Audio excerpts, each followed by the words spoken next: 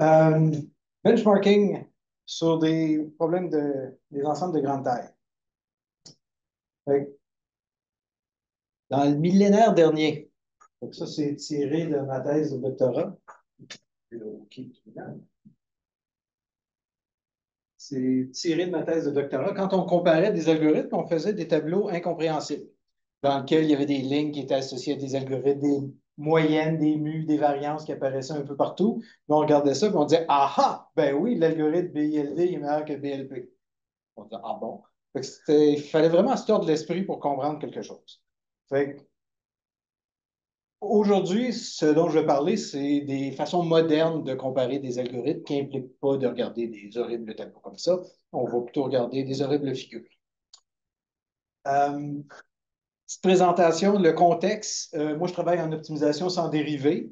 Je vais contextualiser un petit peu ça parce que les méthodes que je présente pour comparer les algorithmes sont très, très compatibles avec ce type de famille de problèmes et d'algorithmes-là, mais ça peut quand même être étendu à d'autres types. Mais c'est ma spécialité, fait que je vais dire quelques mots sur le bois. Ensuite, je vais parler de benchmarking lorsqu'on a un seul problème, benchmarking sur plusieurs problèmes, puis ensuite des choses que ceux qui ont suivi mon cours de 84-18, 2 et 3, ben, c'est un rappel des méthodes classiques. Et puis en 4, ben, c'est des façons plus spécialisées à d'autres cas qui arrivent souvent en optimisation, soit lorsqu'on a des contraintes, quand on a des fonctions substituts, quand on a des multi-objectifs. Et puis mentionner quelques mots aussi sur un package qui est disponible pour tracer tous ces profils-là sans trop se casser la tête. Si vous avez des questions, commentaires en cours de route, gênez-vous pas pour m'interrompre, ça va me faire plaisir. J'aimerais juste savoir quel coût. 84-18, MTH 84-18, optimisation sans dérivés. Un cours 8000. OK. Fait que les problèmes qui m'intéressent. Je veux minimiser une fonction f sous la contrainte que x est dans oméga. Sauf que l'évaluation de f ou l'évaluation des fonctions qui me permettent de dire si x est réalisable ou non, ben, typiquement, c'est le résultat d'un test numérique, d'une simulation numérique qui est coûteuse, qu'on appelle un black box. Fait que ça prend un x en entrée, la boîte noire tourne, tourne, tourne, puis éventuellement retourne f de x, puis x dans oméga. X, c'est le vecteur des variables. Chaque simulation, un des défis associés à ce genre de problème-là, c'est que chaque simulation, parfois, est très longue. Euh, Si on veut tourner des paramètres, fait que ça, c'est à la mode maintenant avec l'utilisation des hyperparamètres, ça peut prendre des heures des fois parce que lorsqu'on les fixe, bon, on doit calibrer un réseau de neurones, puis faire des descentes de gradients, puis un tas de trucs à l'intérieur de la boîte noire. J'attire votre attention sur un travail qu'on avait fait en 2006, qui est un peu précurseur de ça, qui était sur l'optimisation de paramètres, où ça prenait des heures à chaque fois pour évaluer notre fonction objectif. Le pire que j'ai vu dans ma carrière, c'est une situation où ça prenait 2 semaines de CPU pour faire une évaluation sur un réseau de machines à Berkeley. Ce n'était pas le dernier réseau, c'était des machines puissantes. La fille qui faisait son doctorat là-bas en génie mécanique s'était fait dire par son doctorat, OK, je te donne, par son encadrant, je te donne 6 mois de CPU pour minimiser la turbulence en arrière de l'aile. Fait qu'elle a fait son calcul, elle a dit, j'ai le droit d'évaluer ma fonction 20 fois. Fait que, qu'est-ce qu'elle a fait? Ben, elle est allée dans la littérature, c'est là qu'elle a trouvé le nom de John Dennis, elle l'a contacté, elle a dit, hey, c'est quoi l'optimisation sans dérivée, peux-tu m'aider?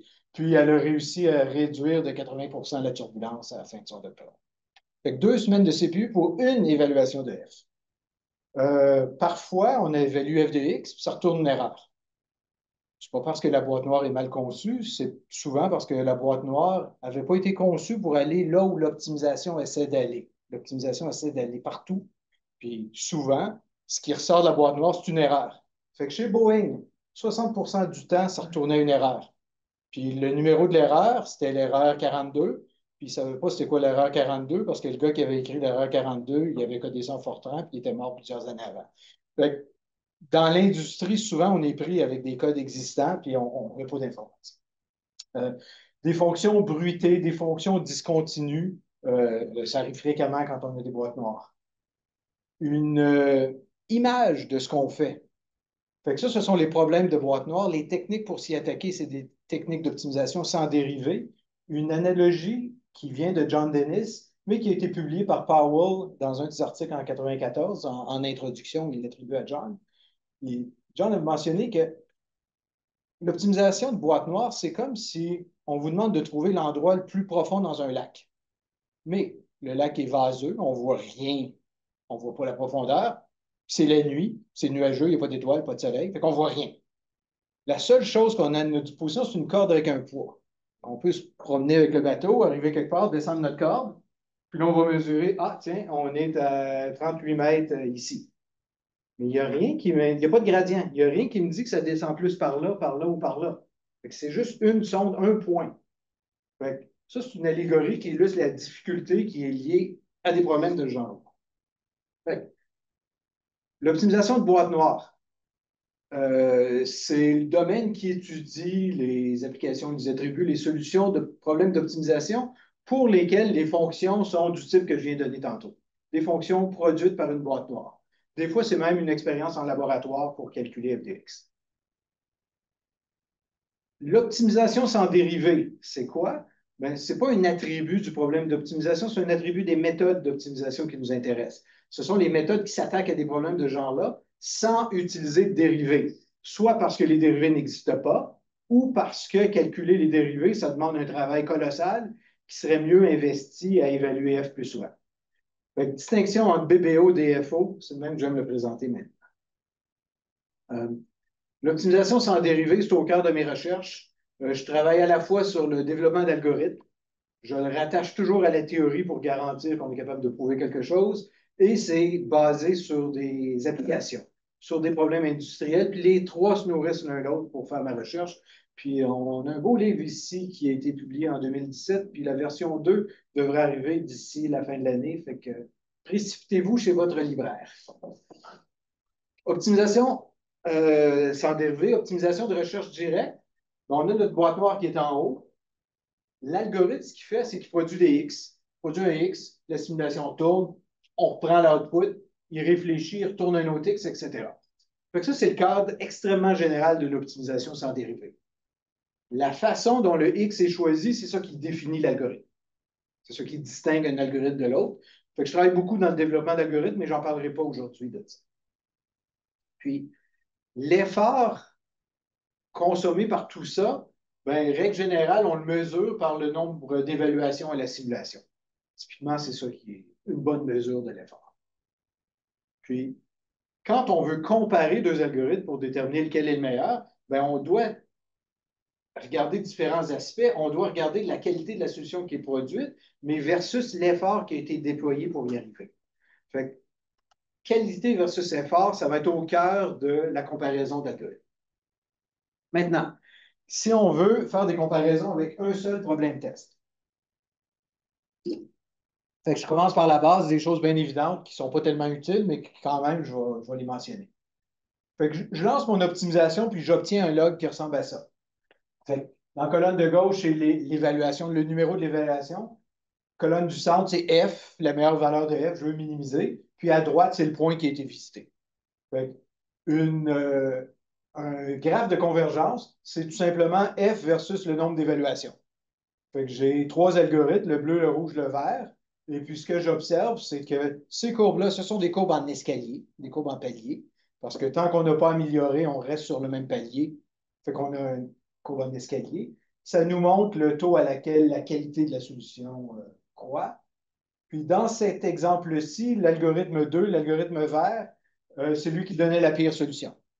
Fait qu'au début, il a bien descendu, mais il n'a jamais fait en bas de 120. Fait que c'est moins bon que les deux autres problèmes avec le même effort. C'est bien beau ce graphe-là, mais c'est difficile de conclure avec une seule run sur un seul problème. Je ne sais pas lequel des trois algorithmes est le meilleur. C'est risqué de conclure quoi que ce soit. Si je change le point de départ ou je change une graine aléatoire dans le problème ou dans l'algorithme, ça se peut que mes courbes se changent beaucoup. Fait, graphique de convergence. Une variante maintenant, fait qu'à gauche, c'est en fonction du nombre d'évaluations. À droite, je l'ai fait en fonction du temps. Fait que peut-être que mon algorithme vert donne une bonne solution, mais à chaque année, il résout des problèmes d'une complexité extraordinaire qui fait en sorte que ça y prend beaucoup de temps pour avancer. Inversement, le rouge, c'est peut-être un algorithme qui passe très rapidement d'une évaluation à l'autre. Puis ce qu'on voit, quand on le trace en fonction du temps, ben, la fonction rouge, l'algorithme rouge qui n'avait pas l'air compétitif, tout d'un coup, le devient quand on regarde la figure de droite. Fait il y a des variantes dans les profils de convergence. Un graphe de trajectoire, ben là, je fais juste tracer ce qui est à droite. Fait que j'ai mes trois algorithmes, le rouge, le vert puis le bleu. On est parti d'x0. Je sais que la solution est à droite complètement, mais les algorithmes se sont comportés comme ça. Fait que voilà, on peut peut-être tirer certaines conclusions. Sur ça, ben, ça fonctionne juste dans R2 ou de faire des transversales en regardant un sous-ensemble de points. Ça peut quand même illustrer une certaine nature des algorithmes. Fait que si je vous demandais parmi les trois algorithmes qui sont là, lequel est la recherche par coordonnées, ben, d'emblée, vous diriez la rouge. Fait que pour ceux qui savent, c'est quoi la recherche par coordonnées? Parce qu'on est capable de voir des choses, puis ça va peut-être aussi nous encourager à varier certains paramètres algorithmiques. On regarde ça, puis on dit, ben, regarde, le bleu, il fait ceci, on devrait plutôt prendre des pas plus grands, plutôt faire quelque chose. Fait qu'il y a, ça peut quand même nous donner des intuitions sur comment gérer nos méthodes. Encore une fois, les conclusions sont spécifiques au problème. OK. Ce qui m'intéresse dans la présentation aujourd'hui, c'est lorsqu'on a plusieurs problèmes tests. Fait que soit A, un ensemble d'algorithmes qu'on veut comparer, soit P, un ensemble d'instances de problèmes sur lesquels on va les comparer. Tous les algorithmes vont être lancés sur tous les problèmes. Le contexte définit A.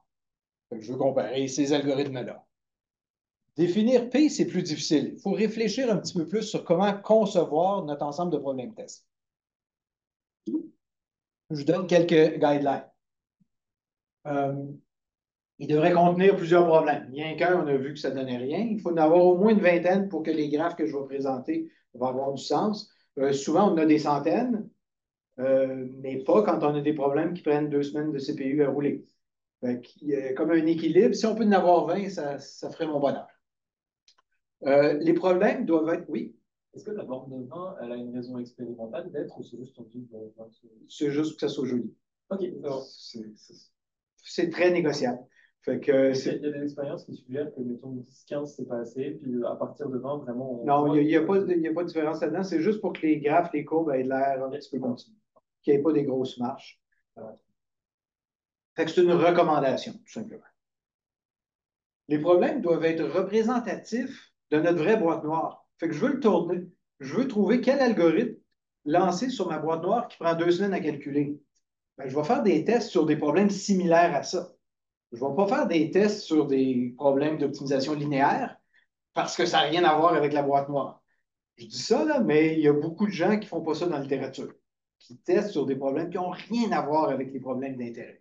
Fait que les problèmes doivent être d'intérêt. Ils doivent être non lisses si notre application l'est. Ils doivent avoir peu de variables si notre application ne peut. Il faut éviter des conditions artificielles qui font en sorte que certains algorithmes vont être ciblés.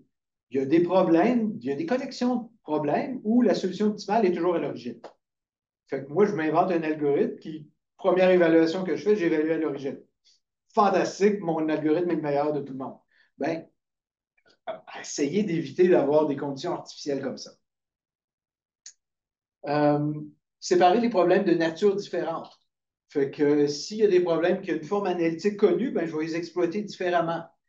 S'il y a des problèmes de petite taille, ben, je vais les exploiter, je vais les comparer entre eux, puis les grandes tailles à part. Les problèmes du vrai monde, ben, normalement, je vais les appliquer, je vais les étudier ensemble plutôt que les mélanger avec des problèmes académiques. Euh, on peut faire des variantes en analysant une application. Par exemple, j'étudie les conséquences d'un tsunami, puis je veux proposer des bouées pour ça. Ben, je peux faire des instances de ce problème-là en variant les sources du tremblement de terre ou du volcan sous-marin. Fait que ça va me donner des variantes du problème. C'est tout le même problème, mais qui va être composé en différentes instances. Puis c'est ces instances-là qui vont m'intéresser. Je peux générer des instances artificiellement en changeant le point de départ. Euh, et puis, ça va mettre en évidence comment sensibles sont les algorithmes au point de départ. Euh, idéalement, les problèmes devraient être reproductibles, mais ce n'est pas toujours le cas. Des fois, quand on calcule f de x, ça ne donne pas toujours la même chose. Si à l'intérieur de ma boîte noire, j'ai un Monte-Carlo, ben, je rentre le même x, mais ce ne sera pas le même x qui va sortir à l'autre bout. Fait que pour ces problèmes-là, ben, ça peut composer différentes instances du problème à cause de la stochasticité. Oui, Ouais, juste petite question. oui. Comment on pourrait gérer de manière la plus efficace possible des instances différentes d'algorithmes avec des sites différents? Des instances d'algorithmes. Ouais. Avec des sites Là, je parlais différents. d'instances de problème Ouais, ici. c'est ça. Fait que ce qu'on fait normalement, c'est qu'on trouve quelques variantes de l'algorithme et puis on les compare entre elles comme si c'était des algorithmes tout à fait différents. Juste, je veux dire des instances avec l'aléatoire de l'algorithme, par exemple les directions de Ah, pôle, normes, etc. ben, les traiter exactement de la même façon que si l'aléatoire était dans boîte noire. Ok. Ça serait ma recommandation qui me vient à l'esprit. Ok. Oui, Je me demandais par rapport à le fait de constituer une banque de problèmes à partir du même problème, mais en changeant soit le point de départ, soit, mettons, une forme de graine aléatoire. Est-ce que on ne pourrait pas alors tirer des conclusions, mais qui sont très corrélées à la nature du problème? absolument. Plus on fait ça, plus on obtient des résultats qui ont moins Mais donc, d'intérêt. on retombe sur un problème similaire à ce qu'on avait lorsqu'on Ben, devait tirer des conclusions sur les profils de convergence. je vais te donner un exemple. La recherche de Xavier est à gauche. Lui, on ne trouve pas des problèmes dans la littérature qui ont les fonctionnalités que lui souhaite avoir. Fait qu'il est coincé avec Solar 4, 5 puis 7, je ne me souviens plus des numéros, mais il est coincé avec quelques variantes de Solar. Fait qu'il fait des tests sur différentes instances de ça parce qu'on n'a pas d'autres qui ont les propriétés que lui souhaite explorer. Fait que des fois, on n'a pas le choix. Si on a le choix d'avoir une famille qui est plus riche, c'est préférable. OK. Fait qu'encore une fois, dans ces problèmes-là, le nombre d'évaluations, c'est la mesure qui est importante. OK. J'ai mes problèmes, mes instances, saut MI16 jusqu'à MI5. Je les présente dans un tableau. Fait que, par exemple, N, c'est le nombre de variables qui sont décomposées en variables continues entières binaires. M, c'est le nombre de contraintes. Ça me dit s'il y a des bornes, par exemple. Je pourrais rajouter des colonnes pour me dire si le point de départ est réalisable ou non, pour donner la meilleure solution, pour dire si c'est stochastique, etc.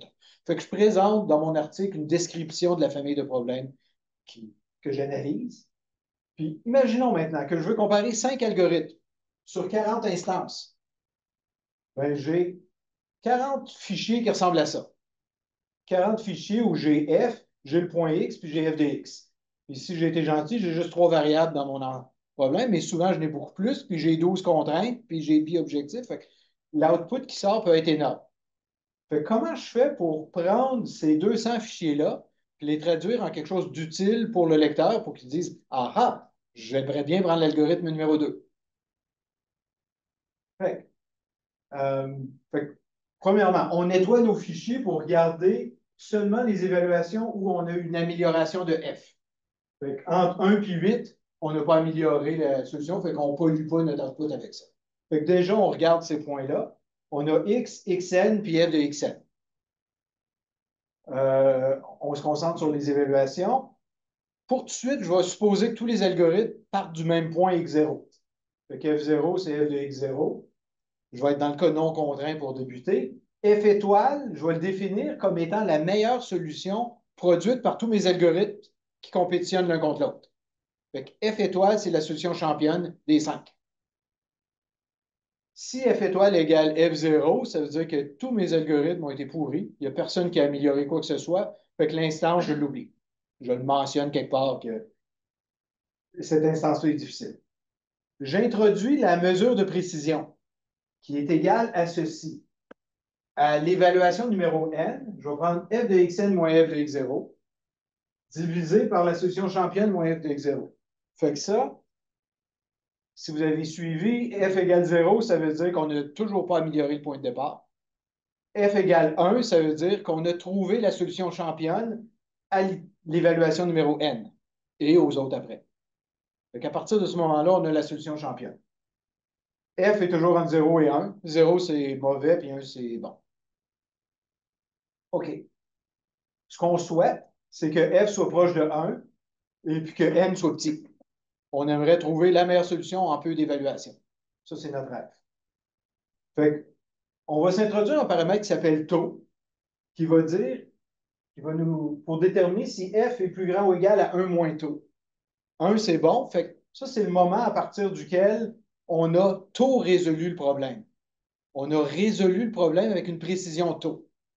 Fait qu'on va dire qu'un problème est tôt résolu par l'algorithme A à l'évaluation n si ceci est vrai. Puis le plus petit n pour lequel c'est vrai, on va l'appeler NAP. N pour l'algorithme A puis le problème P. OK.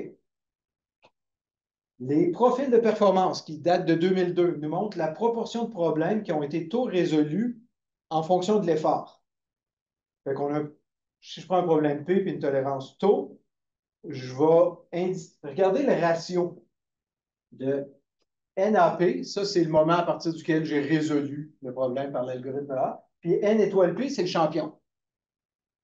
Fait que je vais tracer la proportion de problèmes qui ont été tôt résolus avec un effort dont le ratio est inférieur à alpha.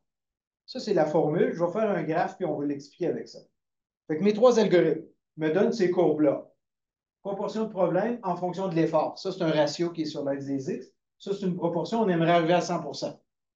Fait qu'au à alpha égale 2, ça veut dire qu'on regarde la proportion de problèmes qui ont été tôt résolus avec le double du nombre d'évaluations requis par l'algorithme champion. Là, il y a plein de choses qui bougent en même temps. Fait qu'on a lancé nos 5 algorithmes, nos 3 algorithmes. Un de ces algorithmes-là a trouvé la solution optimale. Ça a donné F étoile. On dit on va résoudre avec taux égal 10 on recule de 10 À cause du 10 il y a plusieurs algorithmes qui ont tôt résolu le problème. Pour chacun d'eux, on regarde le plus petit nombre d'évaluations requis pour arriver à ça. Puis, je vais lire la phrase d'après. L'algorithme 1 a résolu 90 des algorithmes en moins du double du nombre d'évaluations que le champion. L'algorithme 2 et 3 n'ont résolu 60 en moins du double des nombres d'évaluations. Quand je prends et alpha égale 1, ça veut dire que c'est les algorithmes qui ont été champions. L'algorithme bleu a été champion 50 du temps. C'est lui qui a trouvé, qui a tout résolu le problème le plus rapidement. Lui, 30 puis lui, 20 Fait que la somme ici donne au moins 1. Des fois, c'est plus que 1 s'il y a des égalités. OK. C'est ce que je viens de faire.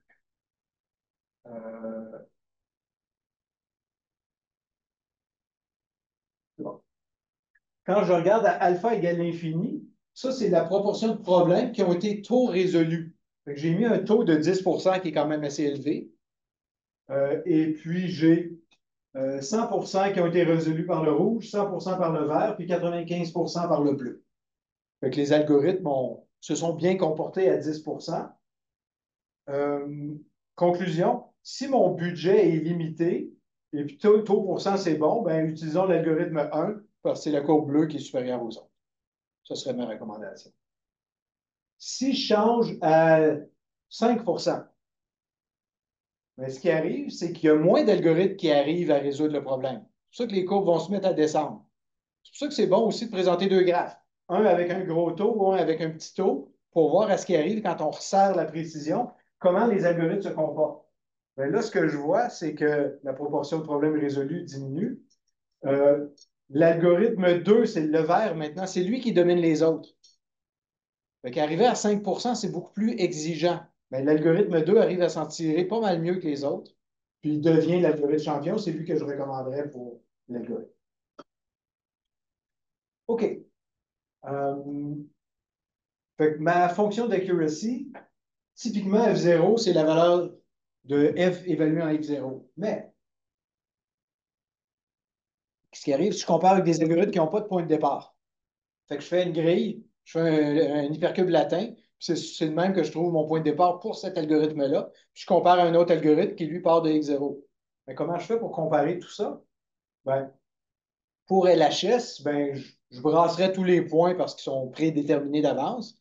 Puis F0, ça serait le maximum des points initiaux des différents algorithmes. Fait que ça me donnerait un repère pour partir. Si X0 est non réalisable, F de X0 n'a pas beaucoup de sens. Je vais y revenir dans quelques minutes là-dessus. F étoile, c'est la meilleure valeur produite par les algorithmes.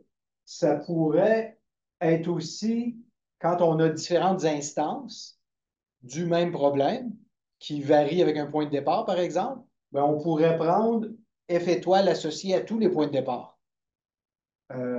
On pourrait prendre la meilleure solution de la littérature. On pourrait prendre d'autres choses pour définir F étoile. On pourrait prendre une borne inférieure. Si on minimise une somme de carrés, on va prendre F étoile égale 0. Fin des profils de performance, j'arrive au data profile, au profil de données. Encore une fois, on va tracer la proportion de problèmes résolus en fonction de l'effort, mais l'effort ne sera pas mesuré de façon ésotérique comme tantôt dans les profils de performance. Ce ne sera pas une mesure relative de cette façon-là, mais on va tenir compte du nombre de variables.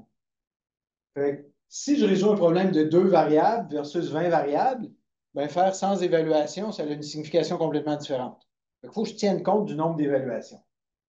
Le nombre d'évaluations que je vais compter, je vais les grouper par groupe de n plus 1. Si c'est moi qui avais inventé ça, j'aurais groupé par groupe de n parce que c'est plus simple. Ça ne change absolument rien au graphe ou à peu près pas. Mais n plus 1, c'est l'effort qui est requis pour estimer un gradient. Avec des différences finies. Avec n plus 1 point, je calcule un gradient dans Rn. C'est l'effort qui est mesuré sur l'axe des x. Ça se défend aussi comme façon de le calculer. On va tracer la proportion de problèmes résolus en fonction du groupe de n plus 1 évaluation qui a été consommé. J'ai 3 algorithmes à 10 %. Ici, toutes les courbes partent à 0 parce que au début, on n'a rien résolu. Je viens d'arbitrer un article cette semaine où toutes les courbes du data profile partaient à 5, 4.5, 4.3. On dirait qu'il y a des gens qui ne savent pas c'est quoi comment l'utiliser. Les courbes partent à 0 puis ils montent de cette façon-là. Je ne vois pas vraiment de gagnant entre les 3 méthodes. Je ne me battrai pas pour voir qu'est-ce qui fonctionne très bien, mais si mon budget était petit, ben, l'algorithme bleu semble préférable aux autres pour un petit budget. Si je diminue à 5 %, c'est l'algorithme vert qui se démarque. Puis ça, ce sont les mêmes courbes qui avaient les mêmes jeux de données qui ont généré les profils de performance de tantôt. L'algorithme 2 devient dominant à partir de 12 ou n plus 1 évaluation. OK. Je vais aller plus rapidement parce que je vais aller sur d'autres choses. Ces profils, warning, ces profils nous disent quel algorithme peut se démarquer par rapport aux autres. C'est difficile d'extrapoler à d'autres classes de problèmes. Et puis, la nature relative fait en sorte que si on change nos algorithmes, si on enlève un algorithme de notre bassin, ça se peut que nos conclusions diffèrent. Je vais donner un exemple là-dessus tantôt. Il ne faut pas tirer des trop grosses conclusions quand on regarde les profils de genre. OK. Profil de qualité, on regarde plutôt la solution finale. Typiquement, on utilise le même budget d'évaluation pour chacun. On a la accuracy finale en bout de ligne. 1, c'est bon, puis 0, c'est pas bon. Si je regarde le négatif du log en base 10 de 1 moins f, quoi? Ben, c'est vraiment facile. 0,9, ça me donne 1. Le négatif du log de 0,99, c'est 2. Lui, ça me donne 3. Ça me donne le nombre de 9 dans les décimales. Et la formule est compliquée, mais c'est rien que ça que ça donne. Cette quantité-là, et puis ça me donne l'infini quand j'ai f égale 1 quand j'ai résolu le problème. Je vais regarder la proportion de problèmes pour lesquels le log, il manque un plus grand ou égal à d là-dedans ici. Ça me dit, je vais regarder un exemple, l'algorithme 2, qui est en vert, domine les deux parce qu'il résout 95 % des problèmes avec 2 décimales et plus. Avec 2 décimales, pardon. Il est à 95 %, il est arrivé à 0,99 sur 95 % des problèmes, ce qui est fort. Les autres algorithmes se comportent pas mal moins bien. C'est une autre façon de regarder les profils. L'algorithme 1 a vraiment de la difficulté, même à se rendre à 2 décimales. Il résout bien 10 % des problèmes à 2 décimales. C'est une autre façon de mettre en valeur quel algorithme a été préféré. OK. Tout ça, c'est la base pour la comparaison d'algorithmes pour des problèmes sans contraintes. Je vais parler maintenant de contraintes, surrogates, puis de biobjectifs. les convergences, graphe de convergence puis trajectoire, je vais regarder le nombre d'évaluations que ça a pris pour générer un point de départ, un point réalisable. Fait que ça, c'est les mêmes graphes qu'on avait tantôt. En noir, ici, c'est F versus le nombre d'évaluations dans les parties pleines. Mais en pointillé, c'est la mesure de la violation des contraintes. Fait qu'on est toutes partis avec une mesure de violation de contrainte de 32. Puis, les algorithmes se sont déployés de cette façon-là. Et puis, le bleu, il a trouvé une solution réalisable ici. À partir de ce moment-là, on enlève les pointillés, puis on continue en lisant sur l'échelle de droite. Okay? Fait que ça, c'est une façon de montrer comment se comparent les algorithmes si on a un point de départ qui est non réalisable. Okay? Fait que, ce que je montre ici, l'algorithme 1 trouve rapidement une solution réalisable. L'algorithme 2, il prend plus de temps à trouver une solution réalisable, mais elle est de bien meilleure qualité que l'autre. Puis il produit une solution qui est bien meilleure que la bleue. Puis le rouge, ben, il n'arrive même pas à devenir réalisable. OK? Graphe de trajectoire. Fait que ça, c'est tiré d'un devoir de l'an passé d'un cours. Fait que ça, c'était le domaine qui était ici. Et puis, l'algorithme démarrait ici. Il a trouvé une solution réalisable à ce moment-là, puis là, il a continué, puis il a convergé ici. Okay? Fait que, encore une fois, on peut donner plus d'informations avec les contraintes, avec des couleurs différentes. Fait que ceci, quand on n'a pas de contraintes, F0, c'est souvent F de X0. Quand on a des contraintes, ça n'a pas de bon sens de prendre cette valeur-là, parce que ça ne veut rien dire. F de X0 peut être archi bas, mais ça ne voudrait rien dire. Fait qu'une des approches, c'est de prendre le plus petit des premières solutions réalisables produites par tous les algorithmes, ou de prendre les plus grands. Qu'est-ce que ça change? Ben, à gauche, c'est avec le min, à droite, c'est avec le max. Fait que ça n'a pas un impact. Souvent, ça n'a pas un gros impact. Des fois, ça peut en avoir un gros. Si le max, c'est 10 exposant 20 parce que quelque chose de bizarre qui se produit, ça peut avoir une échelle. Fait que le choix de F0 n'est pas super important dans l'analyse pour cette façon-là. Quand on a des surrogates maintenant, un surrogate, c'est quoi? Fait que je reprends l'algorithme qui résout mon problème qui tourne comme ça. Un surrogate, c'est utile quand nos évaluations sont coûteuses. Un surrogate, je l'insère ici. C'est une version simplifiée de la vraie fonction. Fait que, si dans ma boîte noire, je faisais des éléments finis avec des triangulations super fines, ben, je fais des triangulations pas mal plus bâclées, puis ça va me donner une approximation. Si j'ai du Monte Carlo là-dedans, puis je lançais 100 000 fléchettes, ben, je vais lancer 1000 fléchettes au lieu. Ça va me donner une approximation de ce qui est à droite. Fait que c'est une simplification du problème. C'est extrêmement utile en optimisation de boîte noire. Comment tenir compte du coût du substitut quand je résous l'optimisation? Parce que l'algorithme, souvent, il va appeler le surrogate, le substitut, puis après qu'il ait appelé le substitut à plusieurs reprises, là, il va aller payer une vraie évaluation. Puis des fois, il va recalibrer le substitut basé sur la nouvelle valeur qu'il y a eu, etc. Fait comment tenir compte de tout ça dans l'optimisation? Ben,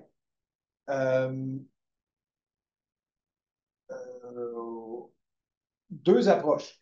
Fait que quand je regarde mes profils, il faut le tracer en fonction de l'effort qui est déployé. Ben, ce qu'on peut faire, c'est tout simplement tracer nos trucs en fonction du temps, comme on a fait au début. Ou de redéfinir le nombre d'évaluations qu'on fait. Fait que notre compteur XN, c'était une évaluation à chaque fois. Ben, je vais compter un à chaque fois que j'évalue la vraie boîte noire. Puis, le nombre de fois que j'ai évalué le substitut, je vais appeler ça NS, puis je vais avoir un poids. Fait que si mon substitut va 10 fois plus vite, mon poids, ça va être un dixième. Puis le vrai nombre d'évaluations que je vais considérer, ça va être true plus un dixième de NS. Fait que juste une somme pondérée comme ça ici. C'est une façon facile de changer nos compteurs pour tenir compte du poids. Fait que si on a deux graphes, à gauche, taux égale 0,01, Puis à droite, taux égal, la parole est à Salle Gérald. Il me semble que c'est 0, qui est à droite. Fait qu'on ne tient pas compte du coût. Mais ce qui change, c'est qu'il y a un gain qui apparaît. Les courbes s'écartent. Fait qu'on voit, ici, c'est la vraie mesure. Les algorithmes sont plus compétitifs qu'à droite où l'un semble dominer plus l'autre.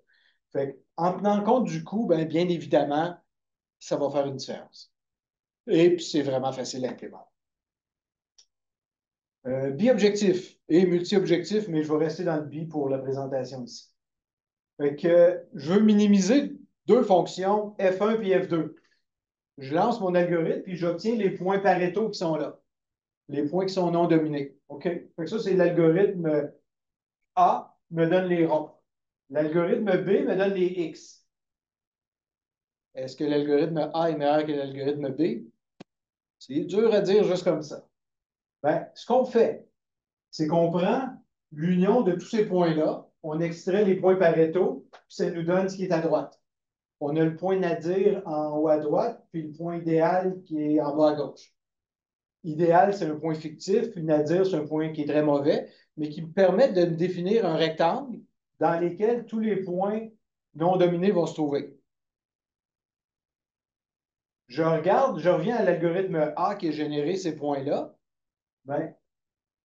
La zone dominée par les points ronds, c'est le mauve qui est en haut à droite. Pour l'algorithme B, la zone dominée, c'est ce qui est en haut à droite. Je vais calculer l'aire de ces objets-là. Est-ce que c'est difficile de calculer l'aire en biobjectif? Non, c'est vraiment pas dur. J'ai juste à ordonner mes points. Parce qu'on a une propriété d'ordre, ça se fait avec une petite book for, ça fonctionne. 3 objectifs, c'est compliqué. N objectifs, c'est un problème très difficile. Je pense que c'est NP complet. Fait que c'est difficile de calculer ça avec N objectifs. Mais de toute façon, dans les problèmes qui nous intéressent, bi-objectif, on a déjà assez de problèmes avec ça qu'on n'ira pas loin. Fait qu'on calcule l'aire divisé par l'aire du rectangle au complet. Ça va me donner un chiffre entre 0 et 1. 1, c'est bon, 0, c'est mauvais. Fantastique, on vient de remplacer notre fonction accuracy par cette mesure-là qui va nous donner un indicateur. Puis on fait tout le reste comme avant. Fait que SA, c'est la mesure de l'aire.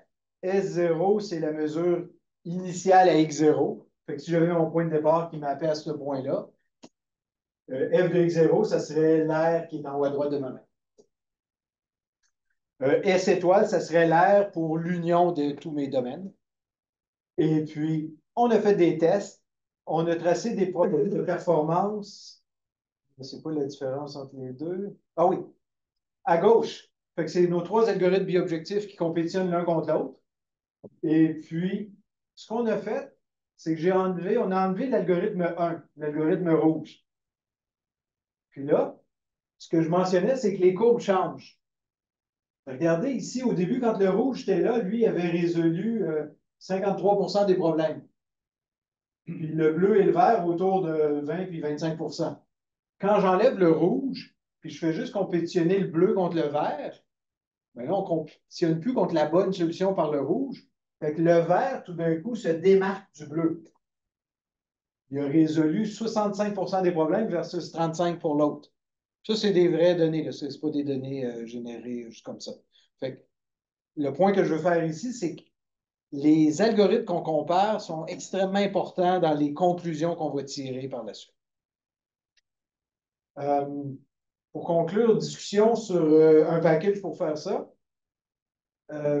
Benchmarker, tout ça, c'est non trivial. Ceux qui ont pris mon cours, ils le savent. Puis ceux qui ont codé les choses eux-mêmes, vous savez que c'est du travail généré, tout ça. Christophe, si présent, qu'on aime bien, qui est derrière Nomade, a codé ce qu'il faut pour tracer les graphes de la présentation. C'est en ligne sur le GitHub. Et puis, vous pouvez télécharger tout ça pour tracer vos profils. C'est Christophe qui l'a fait, fait que c'est bien fait. Il y a une option Python là-dedans pour le lancer de Python. Tout ça, on lance nos algorithmes d'optimisation, ça génère un tas de fichiers, puis avec ce script-là, il va aller lire dans les répertoires aux bonnes places pour tracer tous les graphes qu'on veut. Il y a de la documentation qui est disponible, puis Christophe est là pour répondre à vos questions. Référence, ben, de ce que j'ai parlé aujourd'hui, on en parle dans le livre que j'ai présenté au début. Il y a un cahier de Gérald sur le benchmarking que j'ai présenté à la fin. Et puis, c'est dans le cours 84-18 pour répondre à ta question de tantôt. Ce qui conclut ma présentation d'aujourd'hui.